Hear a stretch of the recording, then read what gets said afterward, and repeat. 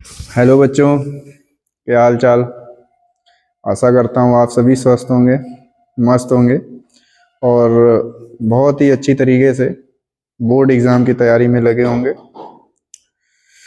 हम लोग बहुत ही अच्छी तरीके से हाइलो एल्केन तथा हाइलो एरीन वाले अध्याय को पढ़ रहे थे, जिसमें आज ये आखिरी लेक्चर है।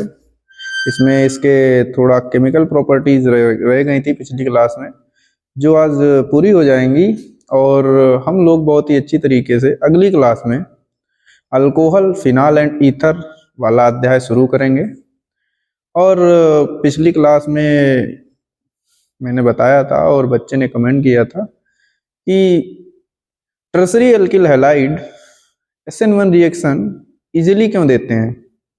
तो उसका जो जवाब हुआ बेटा, क्योंकि टर्सरी अल्काइल हैलाइड इसलिए SN1 देते हैं क्योंकि उसका स्टेबल कार्बोकैटायन बनता है, इसीलिए वो बहुत आसानी से SN1 अभिक्रिया दे देते हैं। ठीक है। और बिना पेन और पेपर उठाए ये केमिस्ट्री या फिजिक्स में कुछ नहीं हो सकता। ठीक है। ऐसा नहीं है कि हमने रजाई में बैठे बैठे और फोन देखते रहे और रिएक्शन याद हो जाए। लिखना पड़ेगा, आपके शस्त्र जो हैं अपने हाथों को उठाना पड़ेगा और थोड़ा लिखना पड़ेगा। ठीक है।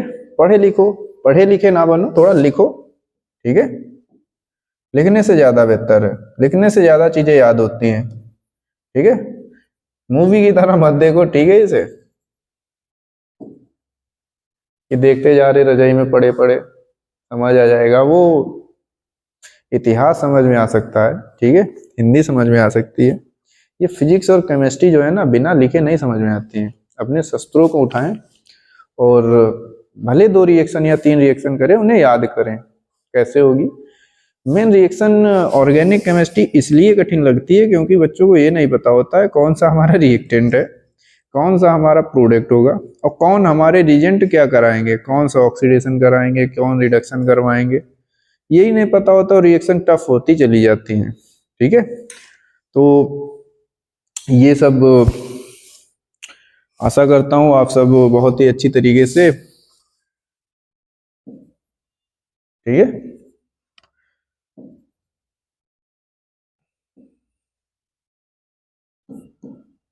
अच्छी तरीके से अपनी क्लास को अटेंड करेंगे और बहुत ही अच्छी तरीके से अपने नोट्स को प्रिपेयर और पढ़ेंगे और बेहतर एग्जाम में स्कोर करेंगे। ठीक है। तो हम लोग जो बात ही कर रहे हैं हेलो एरिन, इसकी इसकी बात कर रहे थे पिछली क्लास में। इनकी हम केमिकल प्रॉपर्टीज के बारे में बात करते थे और इसमें हमने बताया था कि हेलो एरिन जो होते हैं ना, वो एल्किल हैलाइड से लेस रिएक्टिव होते हैं। कौन सी अभिक्रिया के लिए? तो न्यूक्लियोफिलिक सब्स्टिट्यूशन के लिए। ठीक है। हमने पिछली क्लास में बात की थी कि ये जो नाभिक स्नेह प्रतिस्थापन अभिक्रिया एल्किल हैलाइड मोर देते हैं। ठीक है। SN1 एंड SN2 ये सबसे ज्यादा रिएक्शन कौन देते हैं बच्चों? तो एल्किल हैलाइड दे देते हैं। ठीक है। और एरिल हैलाइड बहुत ही कम देते हैं। न्यूक्लियोफिलिक सब्स्टिट्यूशन रीजन हमने बताया था। पहला रीजन कौन सा था? रेजोनेंस। और दूसरा जो बेंजीन का कार्बन है वो कैसा है? sp2 हाइब्रिडाइज है, जिसके कारण ये 2 फैक्टर की वजह से कार्बन और हेलोजन के बीच बॉन्ड का ब्रेक होना बहुत ही मुश्किल होता है। ठीक है। ब्रेक नहीं होता है, कह सकते हैं ब्रेक की बहुत ही इजिली नहीं होता है, बहुत ही मुश्किल होता है। ठीक है। तो आज हम लोग इस क्लास में इसकी अगली केमिकल प्रॉपर्टीज के बारे में बात करेंगे। ठीक है। और अगली इसकी केमिकल प्रॉपर्टीज जो है वो कौन सी होगी? इलेक्ट्रॉन स्नेही प्रतिस्थापन अभिक्रिया। ठीक है। अभी इसके रेजोनेटिंग स्ट्रक्चर देखेंगे और कोई इलेक्ट्रोफाइल लेंगे और बताएंगे कहाँ पर कौन सी रिएक्शन होगी, आर्थो मेटा होगी कि पैरा होगी। ठीक है। सब बताते हैं। ठीक है। तो देखते हैं। हाइलो एरिन का अनुनादी संरचना बनाते हैं बच्चों। थोड़ा समझते हैं अपने लिए।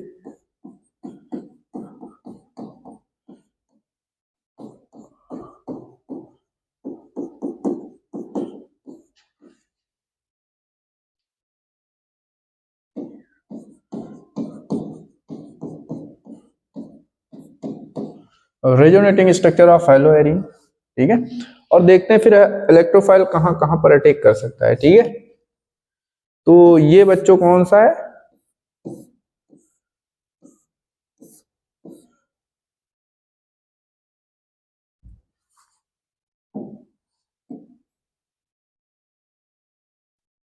ठीक है, ये कौन सा है,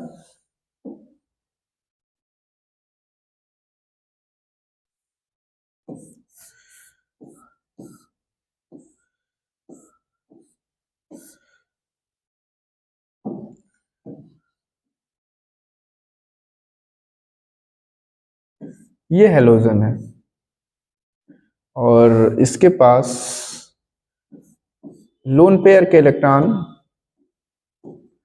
बहुत हैं, और ये किसमें पार्टिसिपेट कर जाएंगे, रेजोनेंस में, ठीक है। रेजोनेंस इसका होगा, दो आएंगे इसके इलेक्ट्रॉन,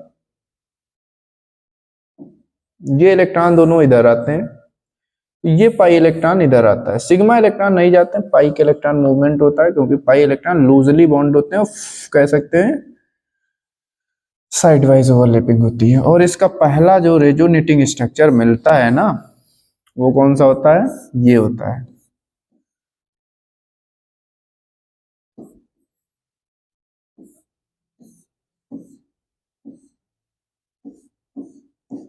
ये बनता है। अब क्या होता है, ये नेगेटिव चार्ज यहाँ आता है, तो ये पाई इलेक्ट्रॉन यहाँ पर आते हैं, शिफ्ट होते हैं, तो इसका रेजोनेटिंग स्ट्रक्चर सेकंड मिलता है।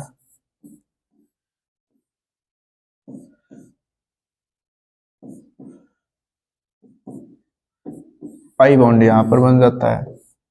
अब की बार क्या होता है, ये यहाँ पर आता है, तो ये पाई बॉन्ड इधर पहुंच जाते हैं। फिर तीसरा रेजोनेटिंग स्ट्रक्चर बनता है इसका, माइनस चार्ज इधर है, एक्स प्लस है।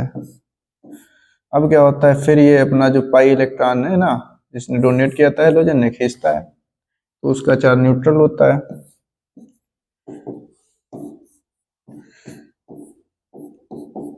यहाँ पर पाई, यहाँ पर पाई, यहाँ पर पाई, ठीक है। तो ये बना इसका रेजोनेटिंग स्ट्रक्चर। अब रेजोनेटिंग स्ट्रक्चर में बात करें तो ये फर्स्ट इसका रेजोनेटिंग स्ट्रक्चर, ये सेकंड इसका रेजोनेटिंग स्ट्रक्चर, ये इसका कौन सा है, थर्ड रेजोनेटिंग स्ट्रक्चर। और अगर मान लें ये कोई फंक्शनल ग्रुप है, जी है, ठीक है, तो इसकी ये मानते हैं बगल वाली पोजीशन कौन सी होती है, आर्थो आर्थो, ठीक है।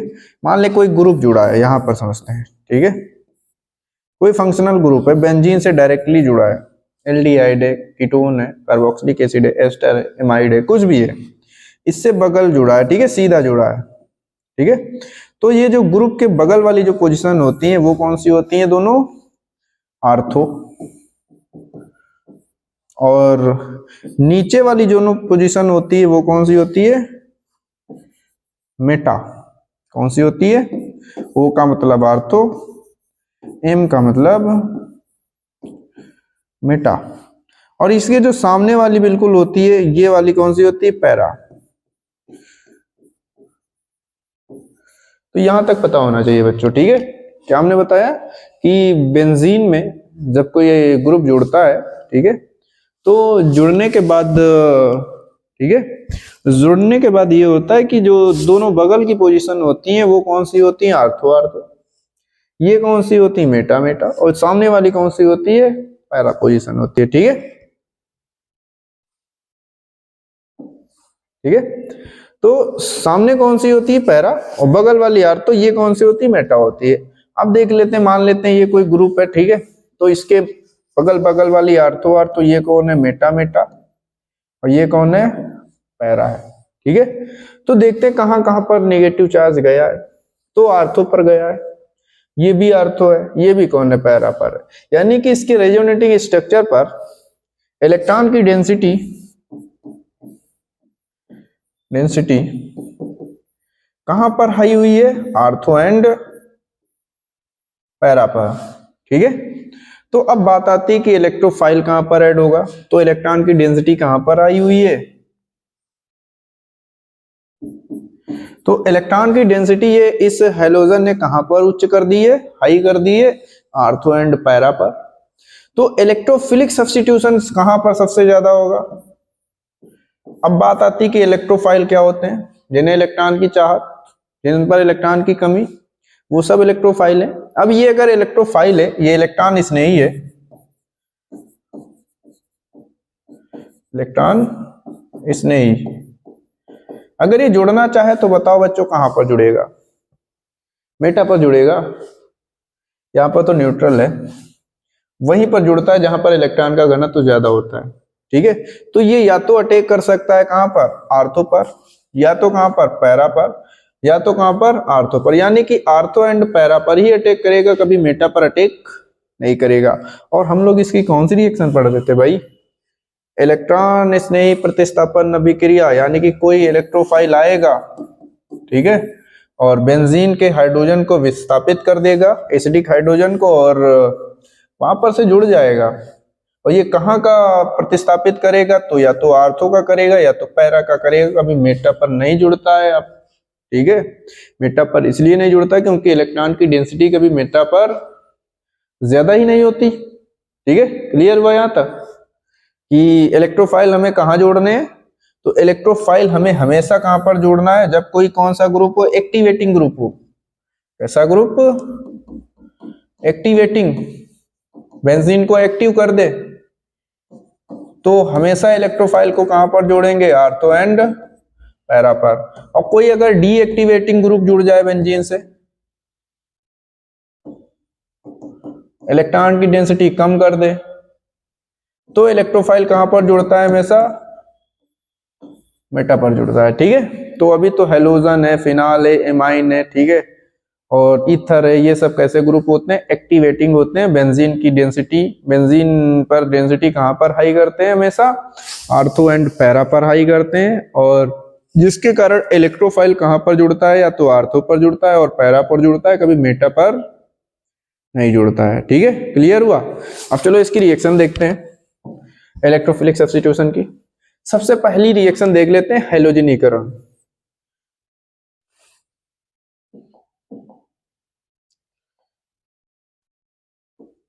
एक एक स्लाइड पे एक एक रिएक्शन देखेंगे और बहुत अच्छी तरीके से, हैलोजनीकरण।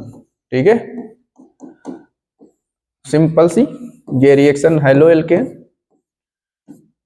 क्लोरो बेंजीन, इसकी रिएक्शन फिर करा दी Cl2 से, किसकी प्रेजेंस में, Lewis acid, FeCl3, Lewis acid है कोई, यहां से होता क्या है, या तो ये क्लोरो बनेगा, या तो क्या बनेगा, ये क्लोरो बनेगा।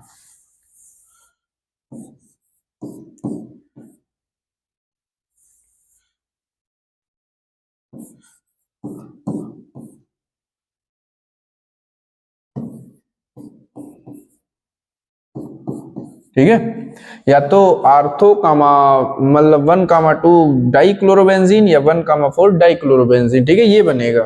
ठीक है, और ये अभिक्रिया कौन सी कहलाएगी, ठीक है,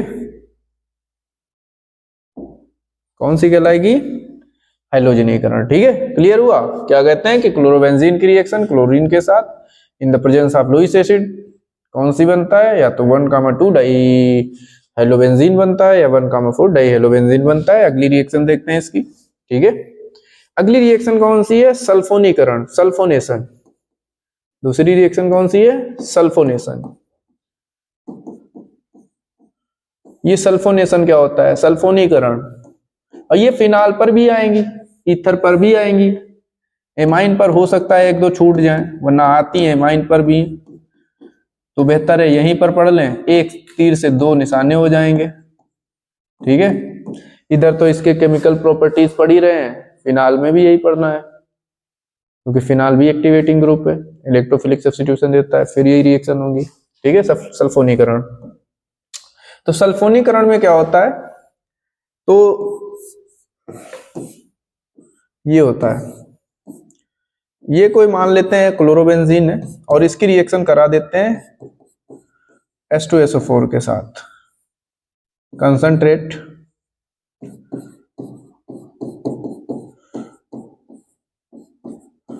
H2SO4 के साथ। ठीक है, तो होता क्या है यहां से, तो H2O बाहर निकलता है यहां पर, ठीक है, पानी बाहर निकलता है और बनता क्या है यहां पर,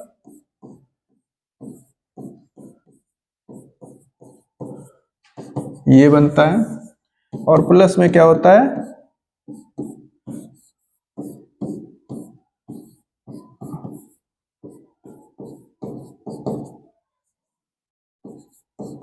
ये बनता है आर्थो कामा पैरा, क्योंकि मेन फंक्शनल ग्रुप अब की बार कौन सा है, सल्फोनिक है। ठीक है, तो आर्थो कामा पैरा सल्फोबेंजीन बनता है। ठीक है, ये रिएक्शन कौन सी कहलाती है, सल्फोनेशन कहलाती है और सल्फोनीकरण कहलाती है। ठीक है, इसमें दो बनते हैं, आर्थो और पैरा मेटा पर कहीं नहीं जुड़ता।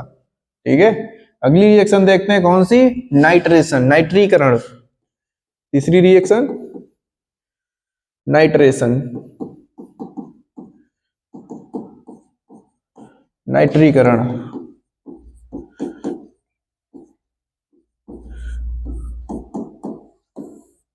ठीक है, तो इसमें क्या होता है बच्चों, तो इसकी रिएक्शन हेलो एरीन की रिएक्शन अगर HNO3 के साथ करा दें, कंसंट्रेट सांद्र, ठीक है, किसकी प्रेजेंस में, तो H2SO4 की प्रेजेंस में, कंसंट्रेट ये भी हो। ठीक है, ये HNO3 के साथ रिएक्शन कराई जाती है, तो बनता क्या है यहां पर, तो ये बनता है बच्चों, कभी NO2 कहां पर जुड़ता है, यहां पर, कभी NO2 कहां पर जुड़ता है, पैरा पर जुड़ता है।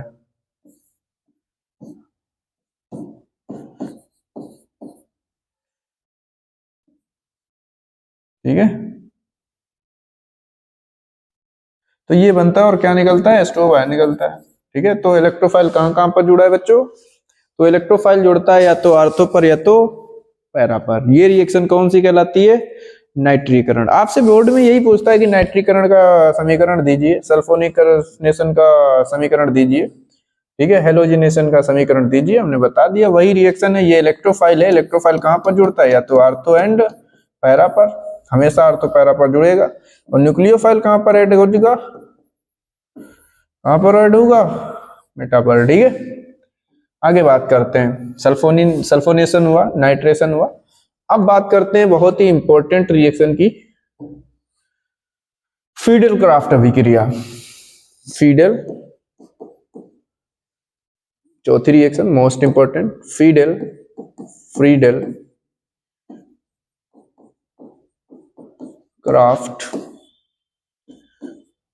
रिएक्शन।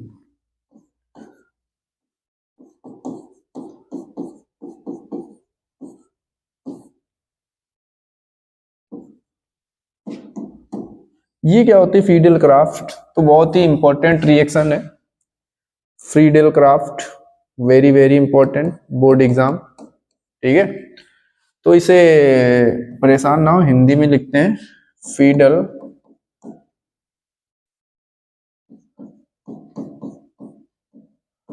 फीडल क्राफ्ट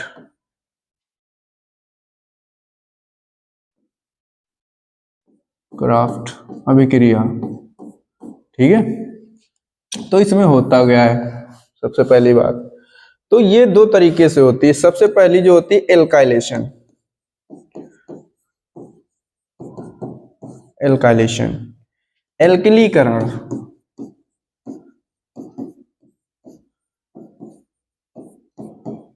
ठीक है, ये क्या होता है बच्चों, तो एल्काइलेशन क्या होता है, जब कोई इलेक्ट्रोफाइल कौन सा हो, एल्काइल ग्रुप जुड़े। ठीक है, तो ऐसी अभिक्रिया कौन सी कहलाती है, एल्काइलेशन कहलाती है। जैसे मानते हैं ये हेलो एरीन है,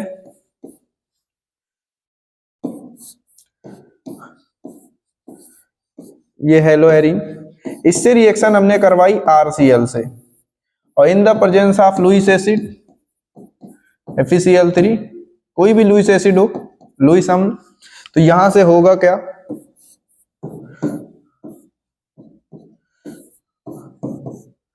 या तो R यहां पर जुड़ता है या तो R यहां पर जुड़ता है, और क्या निकलता है बाहर? HCl। और ये रिएक्शन कौन सी कहलाती है बच्चों? फीडल क्राफ्ट एल्काइलेशन। क्योंकि ये किसने दी थी अभिक्रिया? तो फीडल नामक एक साइंटिस्ट ने दी थी जिसका नाम है फीडल, ठीक है। और ये अभिक्रिया एल्काइलेशन है क्योंकि एल्काइल ग्रुप जुड़ता है आर्थो पर या पैरा पर, जो इलेक्ट्रोफिलिक सब्स्टिट्यूशन है। और ये रिएक्शन कौन सी कहलाती है? फीडल क्राफ्ट एल्काइलेशन, ठीक है। यहां तक क्लियर हुआ? R की जगह पर कोई चीज मानते हैं, ठीक है, और X की जगह पर कोई मानते हैं ये कोई रिएक्शन चल रही है, ठीक है। यहीं पर देखते हैं, हो जाएगी इतने में।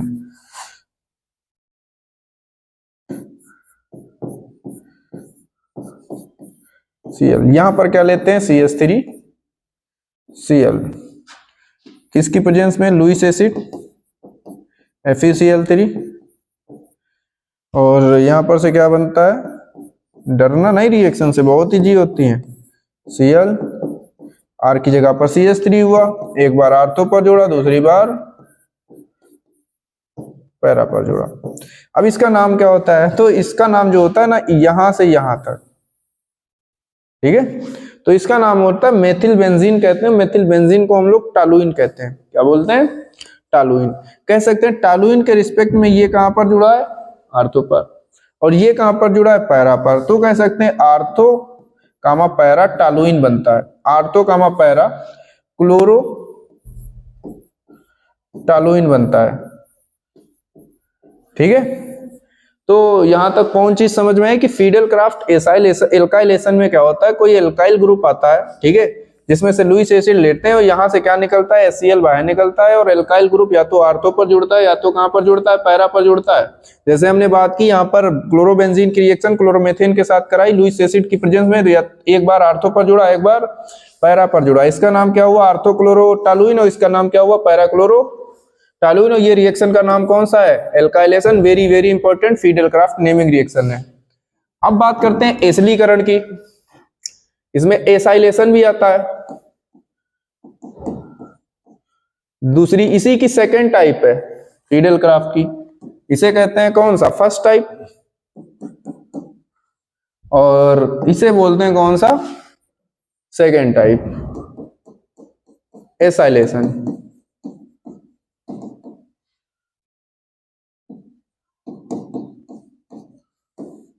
एसिलीकरण। अब बात आती कि एसिलीकरण है क्या चीज। सबसे पहले इसमें बात करें कि एल्काइल क्या था, हमने समझ में आया कि R+ जो होता है एल्किल होता है, ठीक है। मेथेन से जब कोई निकलता है, ठीक है, मेथेन से H जब, ठीक है, मेथेन, ये CH3H, जब इससे कोई निकलता है ये एल्केन होता है भाई। क्या होता है? एल्केन। मेथेन नाम होता है इसका, ठीक है, मेथेन। और जब इससे कोई हाइड्रोजन निकलता है बाहर तो ये बनता है CH3+। CH3+ को हमने इस मेथेन से क्या बनता है? जब हाइड्रोजन निकलता है तो इसका नाम पड़ता है मेथिल। यानी कि कह सकते हैं अगर कोई एल्केन है, ठीक है, ना छोटी छोटी बातें याद रखा करो। एल्केन, एल्केन से जब कोई हाइड्रोजन बाहर निकलता है तो क्या बनता है? एल्किल। और एल्किल को किससे नोट किया जाता है? R से। अगर एल्किल जुड़ता है बेंजीन पर आर्थो एंड पैरा पर तो वो रिएक्शन कौन सी कहलाती है? एल्काइलेशन। और अगर एसाइल जुड़ता है, एसाइल क्या होता है? तो आपने एक फंक्शनल ग्रुप सुना होगा एसिड हैलाइड का, ये होता है RCOCl, ठीक है। और यहां का जो इलेक्ट्रोफाइल होगा ये Cl बाहर निकलेगा और यहां से निकलेगा ये RCO+। यही जो ग्रुप होता है ना, इसी को बोलते हैं एसिल ग्रुप, एसिल समूह। और ये जब बेंजीन पर जुड़ता है तो कौन सी रिएक्शन करवाता है? एसाइलेशन, ठीक है। देखते हैं यहां पर, जैसे मान के चलो ये था, बता दे RCOCl, ये क्या हुआ? हेटेरोलिटिक बॉन्ड फिजन हुआ, यहां पर माइनस यहां पर प्लस, ठीक है, ये बना। यहां पर क्या हुआ? Cl- हुआ, ये बन गया इलेक्ट्रोफाइल सबसे पहला। और इलेक्ट्रोफिलिक हम ही पढ़ रहे हैं, शुरू से पढ़ के आ रहे हैं, पीछे से कौन सी रिएक्शन पढ़ रहे हैं इतनी देर से? इलेक्ट्रोफिलिक ही तो पढ़ रहे हैं। इलेक्ट्रोफाइल को आएगा, सब्स्टिट्यूट करेगा आर्थो पर और पैरा पर। तो देखते हैं कहाँ कहाँ पर होती है? तो ये कोई एसाइल ग्रुप बना RCO प्लस का, ये जुड़ेगा कहाँ पर? बेंजीन पर। ये आई आपकी कौन? Hello benzene. और यहां पर से क्या लिया? RCOCl। ठीक है, इलेक्ट्रोफाइल हमने बता दिया एसाइल होगा यहाँ पर, तभी तो नाम पड़ा एसाइल इसलीकरण। ये हुआ। यहाँ पर ये Cl ले कौन जाएगा? ये Cl को पकड़ेगा कौन भाई? तो यहाँ पर एक लुईस एसिड है FeCl3, इसे इलेक्ट्रॉन की चाहत है, इसका इलेक्ट्रॉन ले लेगा। ठीक है, मैकेनिज्म इसका कोई फायदा नहीं बताने से, ठीक है, ना बताया जाती। FeCl3 Lewis acid. हुआ क्या, यहाँ पर से Cl निकला, सबसे पहले क्या बना यहाँ पर? जो हमें बनाना वो बना है पहले, हेलोजन, और ये बना, ठीक है, और ये बना R, और यहां से एक बार आर्थो पर जुड़ा, एक बार पैरा पर जुड़ा। ठीक है, तो और यहां से निकलेगा क्या? तो HCl भी निकलेगा, और ये रिएक्शन क्या कहलाएगी? फिडेलक्राफ्ट एसाइलेशन। ठीक है, तो क्लियर हुआ, फिडेलक्राफ्ट एल्काइलेशन, फिडेलक्राफ्ट एसाइलेशन। एल्काइलेशन में एल्काइल ग्रुप जुड़ता है और एसाइलेशन में एसाइल ग्रुप जुड़ता है। ठीक है, तो ये बना क्या है? तो ये कीटोन बना भाई। क्या बना? कीटोन। कीटोन क्या होता है? RCO और, ठीक है, अब हो सकता है यार दोनों तरफ बेंजीन हो जाए, हमें नहीं पता, मेथेन, एथेन, प्रोपील, आइसोब्यूटिल, कुछ भी हो सकता है। कोई एल्किल ग्रुप होगा, उसके साथ CO होगा, ये बनाएगा। जब एक एसिड हैलाइड की रिएक्शन हेलोबेंजीन के साथ होगी तो क्या बनेगा? कीटोन बनेगा, या तो आर्थो का या तो पैरा का। एग्जांपल भी देखते हैं, जैसे R की जगह पर क्या लेते हैं? यहाँ पर मेथिल लेते हैं, ठीक है, और इसकी रिएक्शन कराते हैं। ये हेलोजन है, हेलोजन भी बदलते हैं, यहाँ पर ब्रोमीन लेते हैं और यहाँ पर रिएक्शन कराते हैं। R की जगह पर CH3 CO और Cl, यहाँ से लुईस एसिड लेते हैं FeCl3, ठीक है, और क्या होता है? यहाँ पर HCl बाहर निकलता है यहाँ पर, और यहां से क्या बनता है? एक बार ये बनता है, यानी कि ये,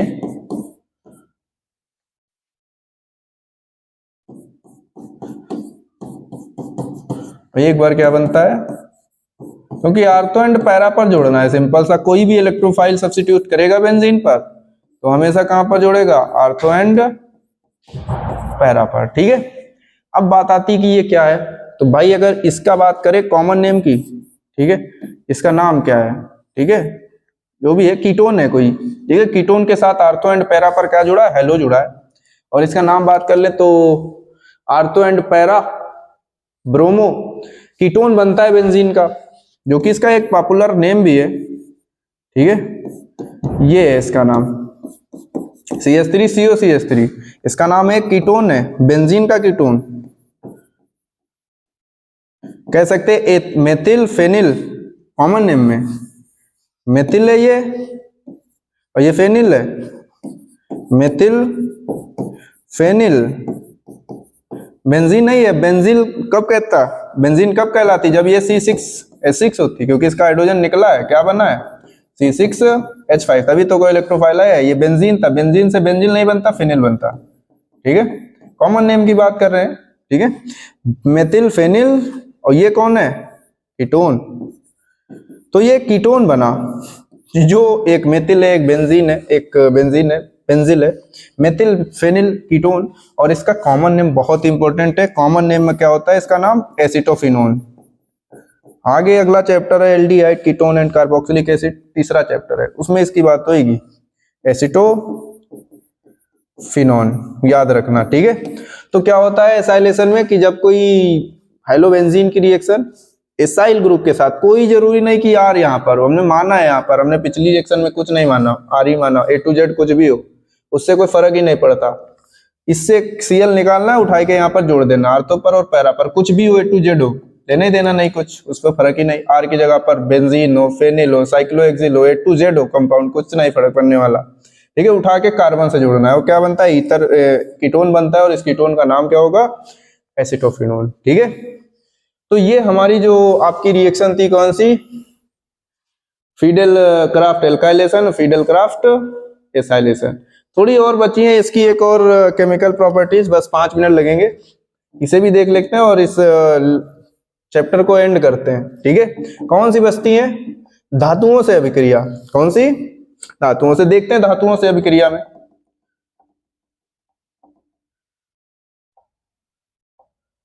धातुओं से अभिक्रिया ये भी कर जाते हैं, धातुओं से अभिक्रिया, ठीक है। रिएक्शन ऑफ मेटल, पहला रिएक्शन उड्स-फिटिग अभिक्रिया। भाई याद रखना है, ठीक है, बोर्ड की मोस्ट इंपॉर्टेंट रिएक्शन है, जितनी भी बता रहे हैं यहां से, वेरी वेरी इंपॉर्टेंट। उड्स-फिटिग अभिक्रिया,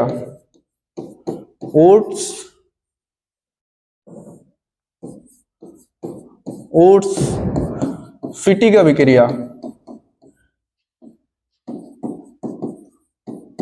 इसमें क्या होता है? ऊट्स का एक रीजेंट लेते हैं, ऊट्स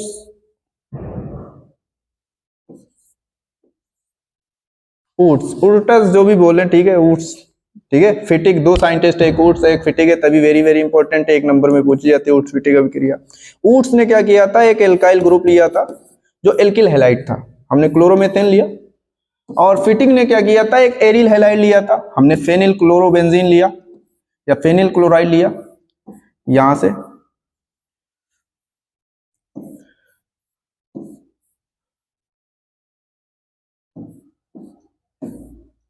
ये क्लोरोबेंजीन लिया,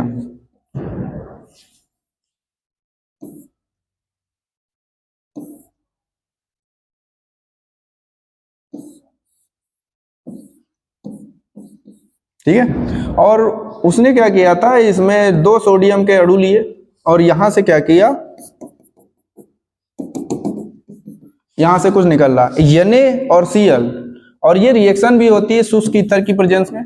ऊट्स भी तो होती है शुष्क ईथर की प्रेजेंस में, ड्राई ईथर, ठीक है।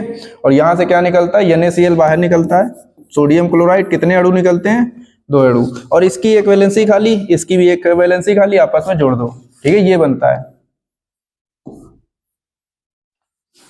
अरे ऐसे बनाते हैं, ये बनता है मेथिल बेंजीन। क्या बनता है? ठीक है। मेथिल बेंजीन का मतलब टालुइन इसका नाम है। कौन चीज है? नाम रखना, कॉमन नेम याद। टालुइन क्या होता है? Methyl benzene is called toluene, ठीक है। तो ये इंपॉर्टेंट रिएक्शन है क्योंकि ऊट्स फिटिक अभिक्रिया है, जिसमें क्या होता है? एक ऊट्स का एरिल हैलाइड, एल्किल हैलाइड, और फिटिक का कौन? एरिल हैलाइड, दोनों की कपलिंग रिएक्शन करा दी जाती है शुष्क ईथर की उपस्थिति में, और ये रिएक्शन कौन सी कहलाती है? ऊट्स फिटिक अभिक्रिया। देखते हैं फिटिक अभिक्रिया क्या होती है, दूसरी वेरी इंपॉर्टेंट रिएक्शन, ठीक है। फिटिक अभिक्रिया, सोडियम के साथ अभिक्रिया हुई ना, धातु के साथ, फिटिक अभिक्रिया। ये क्या होती है? इसमें अपने दोनों रिएजेंट कैसे लिए? एरिल हैलाइड लिए, सबस्ट्रेट जो भी कहे अभिकारक, ये क्लोरोबेंजीन, ये सोडियम, कितने अणु? 2 अणु, यहां से Cl, यहां से, और वही रिएक्शन शुष्क ईथर। सिमिलर रिएक्शन है, कुछ नहीं है यार, एक याद करो सब याद हो जाती हैं, ठीक है। बनता क्या है यहां पर? तो ये बनता है, यहां से निकलता क्या है? वही 2NaCl बाहर निकलता है, नमक निकलता है बाहर, और ये फेनिल और ये फेनिल जुड़ जाते हैं आपस में, और बहुत से रिएक्शन कर देते हैं, वो नेफ्थालीन बना देते हैं, ठीक है। उठा के 2 कार्बन से जुड़ते हैं, ठीक है। स्पाइरो कंपाउंड वो नहीं बनाना है, बस सिंगल बॉन्ड से जुड़ना है इसे। ये बना और ये बना, ये बनता है। ये कौन चीज है? तो भाई ये फेनिल है 2, और क्या है? ये एक फेनिल है, एक ये फेनिल है। इसका फार्मूला देखा जाए तो C6H5 का होल ट्वाइस, ठीक है, और इसका नाम भी है बाइफेनिल। तो फिटिक अभिक्रिया में क्या होता है? बाइफेनिल बनता है, डाइफेनिल बनता है। एक और रिएक्शन है जो कि बहुत ही इंपॉर्टेंट है, कौन सी? उल्मान रिएक्शन, तीसरी उल्मान रिएक्शन, ठीक है। कहां कहां से ढूंढ से लाते हो, सभी पूछी जाती है, ठीक है। उल्मान अभिक्रिया, इनने क्या किया था? ये आइडोबेंजीन पर रिएक्शन की गई थी, ठीक है। पर्टिकुलर आइडोबेंजीन, और इसका जो मेटल था वो कॉपर था, ठीक है, कॉपर था। और ये क्या किया था, 2 आइडोबेंजीन लिया था, ठीक है, और यहां से क्या निकला था, ये निकला था CuI, कौन सा 2CuI, और यही रिएक्शन फिर वही शुष्क ईथर, ठीक है, बनता वही है जो पिछली रिएक्शन में बना था, बस यहाँ पर आइडोबेंजीन पर्टिकुलर था, वहां पर कोई नहीं था, कुछ भी लो आप, ठीक है, सब हो जाएगी रिएक्शन, बनता यही है।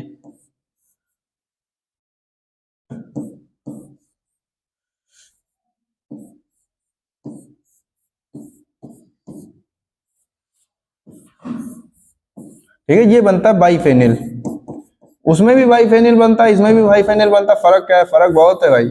इसमें आइडोबेंजीन थी, इसमें कोई बताया मैंने आइडोबेंजीन थी, chlorobenzene low, bromobenzene low, A to Z कुछ भी लो, कोई फर्क पड़ने वाला नहीं है, ठीक है, ठीक है।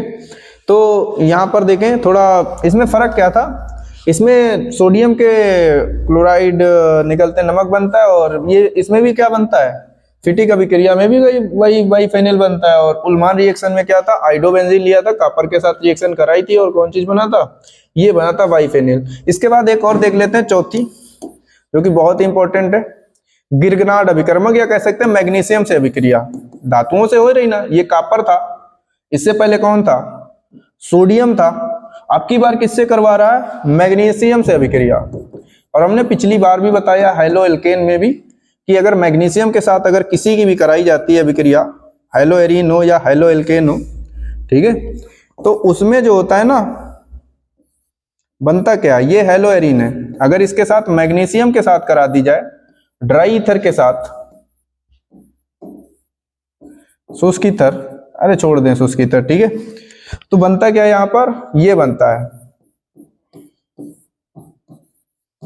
MgX, फिनाइल मैग्नीशियम हैलाइड, क्या नाम है इसका, फिनाइल मैग्नीशियम हैलाइड, और इसका नाम बताओ आप, वही है RMgX। अगले चैप्टर में बात होगी अल्कोहल में गिरगनार्ड अभिकर्मक, कौन है, तो भाई गिरगनार्ड अभिकर्मक आगे यूज आएगा, ठीक है, अभी तो प्रिपरेशन हुई है कि अगर एल्किल हैलाइड की रिएक्शन मैग्नीशियम के साथ करा दी जाए गिरगनार्ड अभिकर्मक बनता है। ये गिरगनार्ड अभिकर्मक अगले चैप्टर से लगाकर एमीन तक सभी जगह आएगा, सभी जगह इसकी मोस्ट इंपॉर्टेंट रिएक्शन है, और बहुत ही कन्वर्जन रिएक्शन में फायदा करता है, ठीक है। तो इस चैप्टर की मोस्ट इंपॉर्टेंट रिएक्शन यहीं पर समाप्त होती हैं, और मिलते हैं अगली क्लास में एक नए चैप्टर के साथ, एल्कोहल, फिनाल एंड ईथर।